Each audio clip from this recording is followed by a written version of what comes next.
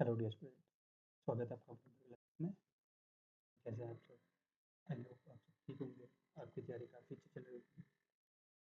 तो स्टार्ट करने से पहले हम डिस्कस करेंगे। अगर हमने कुछ एमसीक्यूज पढ़े थे, लगभग 20 एमसीक्यूज हमने पढ़े थे, जो आपको स्लाइड में दिख रहा होगा। 20 नंबर ये है लास्ट क्वेश्चन, ठीक है। तो आप क्या करेंगे, जितना ज़्यादा पुराना रिवाइज करते जाएंगे टाइम टू टाइम, उतना ज़्यादा क्या रहेगा आपके लिए बेनिफिट रहेगा, उतना ज़्यादा क्या रहेगा आपके लिए इंप्रूवमेंट रहेगा। तो आज हम स्टार्ट करेंगे एटॉमिक स्ट्रक्चर से। कुछ और एमसीक्यूज लाया हूँ मैं आज, 20 आज लाया हूँ। 20 कर लेके आया तो टोटल हमारे पास कितने क्वेश्चन जाएंगे? 14 क्वेश्चन जाएंगे। ये 14 क्वेश्चन आपके लिए क्या होने वाले, काफ़ी ज़्यादा हेल्पफुल होने वाले हैं। तो स्टार्ट करेंगे। स्टार्ट करने से देखते हैं, ये थी हमारे पास कल की स्लाइड। तो आज चलते हैं हम नेक्स्ट स्लाइड की ओर। ठीक है, हाइलाइटर ले लेते हैं। हाइलाइटर ले लेते हैं, ठीक है। एक मिनट रुकिएगा, तब तक आप क्वेश्चन रीड करिए। ठीक है। तो देखो क्या कहता है, परमाणु में इलेक्ट्रॉन कहाँ पर स्थित होते हैं। ठीक है, पहला क्वेश्चन है हमारे पास, परमाणु में इलेक्ट्रॉन कहाँ पर स्थित होता है? न्यूक्लियस में होता है, न्यूट्रॉन के पास, कक्षा में प्रोटॉन के पास। तो इसका ऑप्शन नंबर क्या हो जाएगा? सी ऑप्शन नंबर क्या हो जाएगा? इसका राइट हो जाएगा। तो जो इलेक्ट्रॉन होता है कहाँ पर होता है? कक्षा पर होता है। ठीक है, इसका मतलब जो हमारे पास कहते हैं नंबर ऑफ क्या होता है यहाँ पर? ऑर्बिटल। उसमें क्या होता है, कुछ ऑर्बिट्स होते हैं जैसे कि एल एम एन। इनको क्या होता है, सीरीज वाइज को क्या होता है, डिस्ट्रीब्यूट किया जाता है। दूसरा क्वेश्चन हमारे पास, एटॉमिक नंबर क्या दर्शाता है? पहला ऑप्शन इलेक्ट्रॉन की संख्या, सेकंड ऑप्शन प्रोटॉन की संख्या, थर्ड ऑप्शन हमारे पास न्यूट्रॉन की संख्या, फोर्थ ऑप्शन हमारे पास परमाणु का। तो आपके हिसाब से क्या दर्शाएगा? जो एटॉमिक नंबर होता है क्या होता है? तो इलेक्ट्रॉन की संख्या, प्रोटॉन की संख्या, न्यूट्रॉन की। ठीक है, तो जो हमारे पास क्या होता है, एटॉमिक नंबर होता है, ये क्या दर्शाता है हमें? प्रोटॉन की संख्या। तो इसका राइट आंसर क्या हो जाएगा? बी। तो B is the correct answer. ठीक है, चलते हैं next slide, question number third की ओर। क्वेश्चन नंबर थर्ड कहता है, निम्नलिखित में से कौन सा पदार्थ एक उप परमाणु कण नहीं है? उप परमाणु कण नहीं है। Option number A proton, B neutron, electron या न्यूक्लियस। तो इसमें से कौन सा नहीं होगा? आपको होता है प्रोटॉन, न्यूट्रॉन, इलेक्ट्रॉन, तीनों क्या हमारे पास उप परमाणु कण, तो बचा क्या हमारे पास? न्यूक्लियस। तो इसका राइट आंसर क्या होगा? डी। डी क्या हो जाएगा? Correct answer. तो जो न्यूक्लियस होता है ये क्या होता है हमारे पास? वो परमाणु कण नहीं होता है। चलते क्वेश्चन नंबर फोर की ओर। रदरफोर्ड का परमाणु मॉडल किसके आधार पर रखा गया था? जो हमारे पास क्या था, रदरफोर्ड का परमाणु मॉडल था, उसे किसके आधार पर दिया गया था? इलेक्ट्रॉनों का कक्षा में घूमना, न्यूक्लियस का आकार, प्रोटोनों का उत्सर्जन या परमाणु का निर्माण।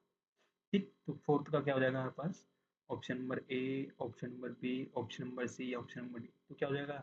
जो हमारे पास परमाणु मॉडल का आकार था किसका? रदरफोर्ड को किसके आधार पर था? इलेक्ट्रॉनों का कक्षा में घूमना। बताओ किस टाइप से इलेक्ट्रॉन क्या करते थे? ऑर्बिटल में करते हैं, ऑर्बिट या ऑर्बिटल में क्या करते घूम रहे थे। तो इसका राइट आंसर क्या हो जाएगा? ए इज द करेक्ट आंसर।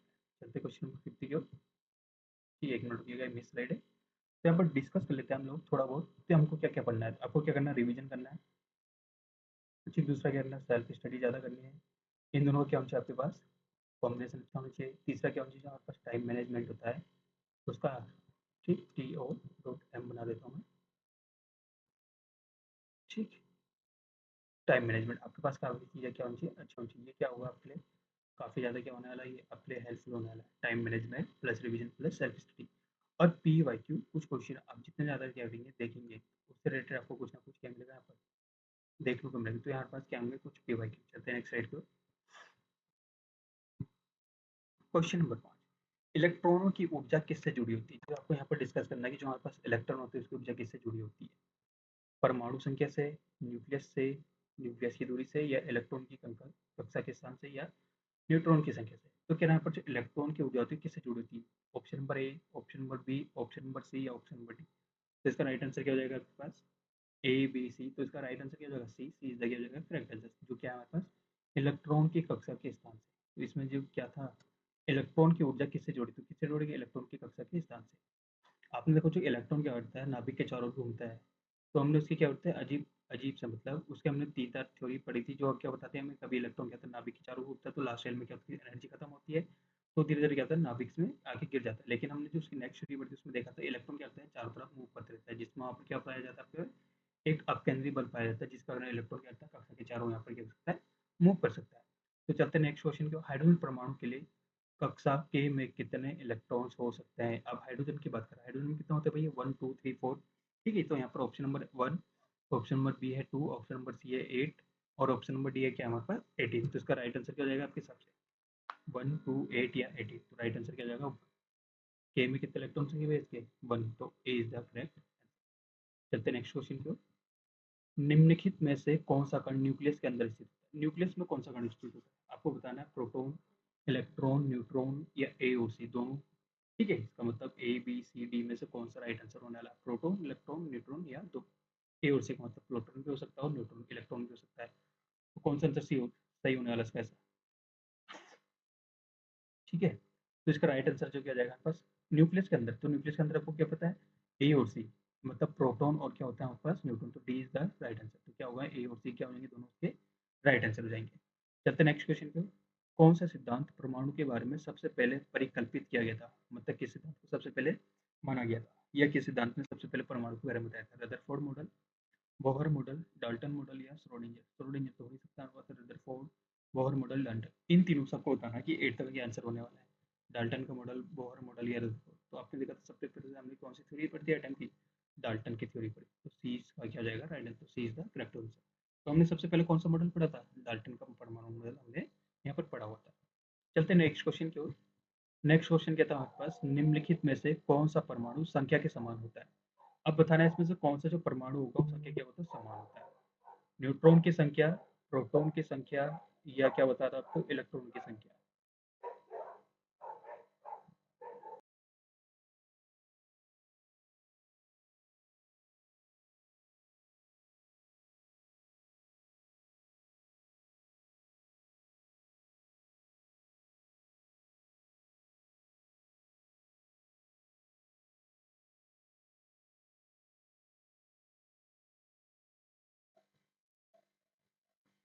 तो आपको बताना है यहाँ पर निम्नलिखित में से कौन सा परमाणु संख्या के समान पर क्या होता है?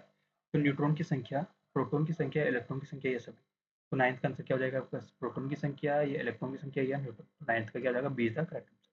तो क्या होगा जो हमारे पास आंसर होगा इसका? प्रोटॉन की संख्या। तो B is the right answer. जो हमारे पास क्या होता है परमाणु में संख्या के समान होता है, क्या होता है? प्रोटॉन की संख्या। क्वेश्चन नंबर 10 कहता है बोहर के परमाणु मॉडल के अनुसार इलेक्ट्रॉन कक्षाओं में क्यों नहीं गिरते? क्यों नहीं गिरते भाई?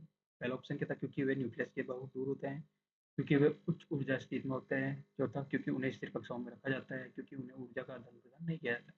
तो आपको बताना है जिसमें राइट आंसर होने वाला है पहले तो क्या हो सकता है? क्या वे न्यूक्लियस से बहुत दूर होते हैं? पहला रीजन कह रहा है। दूसरा कहता है वो उच्च ऊर्जा स्थिति में क्या होते हैं? प्रेजेंट होते हैं। तीसरा ऑप्शन कहता है उन्हें स्थिर कक्षाओं में रखा जाता है। चौथा ऑप्शन कह रहा है उन्हें ऊर्जा, जो वहाँ पर क्या होती है कक्षाओं में ऊर्जा का क्या होता है आदान प्रदान। तो इसका राइट आंसर क्या होना है? क्योंकि उन्हें क्या होता है स्थिर कक्षाओं में, जो क्या होती है वहाँ पर ऑर्बिटल्स होते हैं तो स्टेबिलिटी वाले होते हैं, जिसमें क्या होता है फिक्स होता है। तो जो हमारे पास 10 है, 10 का राइट आंसर क्या हो जाएगा? सी, सी इज द क्या हो जाएगा हमारे पास करेक्ट ऑप्शन। चलते हैं नेक्स्ट सीरीज की ओर। क्वेश्चन नंबर लो, एटॉमिक नंबर 15। ठीक है, एटॉमिक नंबर 15 वाले तत्व का नाम क्या हो सकता है? ठीक है, तत्व कितना हमारे पास? 15। 15 किसका? नाइट्रोजन, फास्फोरस, ऑक्सीजन, ऐसे। तो इसका राइट ऑप्शन क्या जाएगा आपके पास? बी। तो बी से क्या जाएगा राइट आंसर? फास्फोरस क्या जाएगा इसका करेक्ट आंसर। चलते हैं क्वेश्चन नंबर 12 की ओर। इलेक्ट्रॉन के चारों का वह क्षेत्र जिसे कहते हैं, मतलब इलेक्ट्रॉन के चारों के क्षेत्र को क्या कहते हैं? पर कक्षा, न्यूक्लियस, नाभिक या proton? Option number A, B, C या डी। तो जो इलेक्ट्रॉन के चारों का क्षेत्र होता है उसे क्या कहते हैं? कक्षा, न्यूक्लियस, नाभिक या प्रोटॉन? कौन सा कहते हैं? ठीक है, जो इलेक्ट्रॉन का क्या होता है चारों का क्षेत्र होता है उसे हम कहते हैं पर कक्षा, जिसे हम कहते हैं ऑर्बिटल। ठीक है, एक प्रकार का। तो बीच 12 का क्या जाएगा? ए इज द करेक्ट ऑप्शन। चलते नेक्स्ट स्लाइड को। किसी तत्व का परमाणु द्रव्यमान उसके किस पर निर्भर करता है? ठीक है, अब जो हमारे पास क्या होगा एटम्स होगा उसका जो परमाणु द्रव्यमान होता है वो किस पर निर्भर करता है? प्रोटॉन की संख्या, न्यूट्रॉन की संख्या, इलेक्ट्रॉन की संख्या, प्रोटॉन और न्यूट्रॉन की संख्या। ए बी सी डी, इसमें से क्या रहे आपका राइट आंसर है? पहला जो परमाणु द्रव्यमान होता है एटॉमिक नंबर किस किस पे डिपेंड करता है? पहला तो हमारे पास देखो हमको पता है प्रोटॉन की संख्या पे डिपेंड करता है, न्यूट्रॉन की संख्या नहीं। तो क्या बचा हमारे पास? इलेक्ट्रॉन की संख्या। तो क्या हो जाएगा? डी। तो D is the right answer. Proton की संख्या और न्यूट्रॉन की संख्या में करता है एटॉमिक नंबर क्या करता है हमारे पास डिपेंड करता है। चलते 14 क्वेश्चन की ओर। निम्नलिखित में से कौन सा तत्व एक परमाणु सबसे हल्का कण होता है? सबसे हल्का कौन सा होता है? सबसे लाइट पूछा तो लाइट कौन सा वाला है? Proton, neutron, electron. तो कौन सा होने वाला है? प्रोटॉन, इलेक्ट्रॉन या न्यूट्रॉन? इन तीनों में से कौन सा होने वाला है सबसे हल्का कण? तो इसमें सबसे हल्का कण की जगह पर इलेक्ट्रॉन, तो इलेक्ट्रॉन सी इज क्या जाएगा राइट आंसर। तो इलेक्ट्रॉन क्या होता है? सबसे हल्का कण होता है। आगे चलते हैं। ठीक है, तो कौन सा तत्व परमाणु पे सबसे हल्का? ठीक होगी, क्या हो जाएगा right answer? C, C is the right answer. चलते हैं नेक्स्ट स्लाइड की ओर। क्वेश्चन नंबर 15, पॉली एक्सुलिन सिद्धांत। ठीक है, आपने पढ़ा हुआ एक्सक्लूजन को प्रिंसिपल पढ़ा हुआ, किसके बारे में बताता है? कि दो इलेक्ट्रॉन एक ही कक्षा में नहीं रह सकते, या दो इलेक्ट्रॉन समान क्वांटम संख्या नहीं रख सकते, इलेक्ट्रॉन हमेशा न्यान, ठीक है, न्यूनतम रहते हैं या कम रहते हैं, इलेक्ट्रॉन परमाणु से बाहर नहीं जा सकते। Option number A B C D, Pauli का आपने जो रूल पढ़ा वो किसके अकॉर्डिंग बताता है हमें, मतलब क्या चीज़ हमें यहाँ पर बताता है। आपने देखो जो हम क्या करता है, पॉली का प्रिंसिपल पढ़ा था, वो कहता है जो यहाँ पर दो इलेक्ट्रॉन होते हैं उनके लिए क्या हो सकती है, क्वांटम संख्या क्या हो सकती है, कभी समान नहीं हो सकती। मतलब तीन तो होंगे लेकिन चार के चार क्वांटम संख्या क्या होती है, बराबर नहीं हो सकती। तो 20 का क्या हो जाएगा, राइट आंसर। तो पॉली का नियम हमें ये बताता है कि किसी भी दो इलेक्ट्रॉन के लिए चार की चार क्वांटम संख्या क्या हो सकती है, समान नहीं हो सकती। क्वेश्चन नंबर 16 की ओर चलते हैं। किस वैज्ञानिक ने परमाणु में कक्षाओं का अस्तित्व का प्रस्ताव रखा, मतलब किस साइंटिस्ट ने बताया है कि जो हमारे पास क्या होती है, परमाणु उसमें कक्षा प्रेजेंट होती है, ऑर्बिटल्स होते हैं, जैसे एल के एल एम एन, इस टाइप से जो सेपरेट करा होता है। अगला पहला ऑप्शन है डाल्टन, दूसरा ऑप्शन है रदरफोर्ड, तीसरा बोर, चौथा श्रोडिंगर। तो इसका राइट आंसर क्या होने वाला है हमारे पास,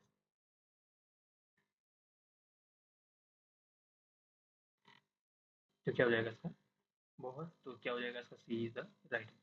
ठीक है, सी का क्या हो जाएगा, 16 का सी। ठीक है, चलते हैं नेक्स्ट क्वेश्चन की ओर। क्वेश्चन नंबर 17, किस प्रकार के कण न्यूक्लियस में नहीं होते, प्रोटॉन न्यूट्रॉन इलेक्ट्रॉन, ये सभी कण न्यूक्लियस में होते हैं। आपको बताना है किस प्रकार के कण न्यूक्लियस में नहीं, न्यूक्लियस में क्या क्या नहीं होता है।